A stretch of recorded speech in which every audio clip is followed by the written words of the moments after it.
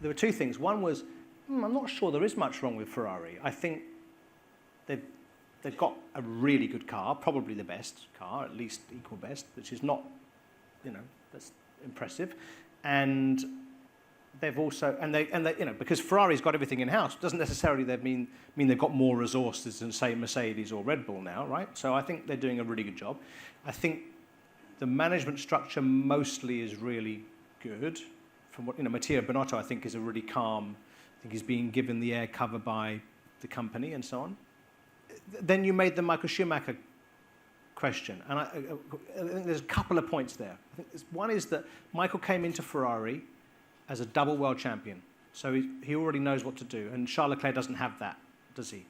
And so Michael had made his mistakes early on, in a sense. So he arrived as double world champion. So basically, if Michael says it, let's do it, because we haven't won a championship since '79, and he won his last one in '95. So let's follow him, shall we?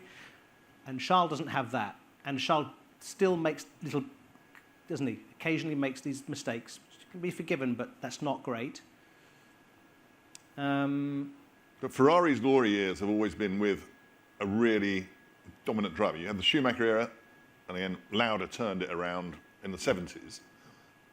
Are the current pairing, have they got the strength of character? They certainly haven't got the experience, the strength of character to actually do that, to impose their will on the team like those two guys did beforehand. There's two parts to that. One is that, in a sense, they've got a slight problem, which is Carlos might be a little bit too good.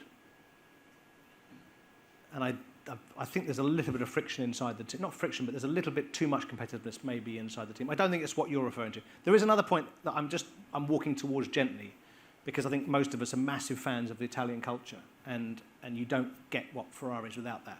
But to your point about the Schumacher years, Germanic guy, surrounded by a really international team of people. And I just wonder whether sometimes if the culture's too much of a monoculture, that maybe that's a problem. When it comes to really those fine margins, maybe, I don't know.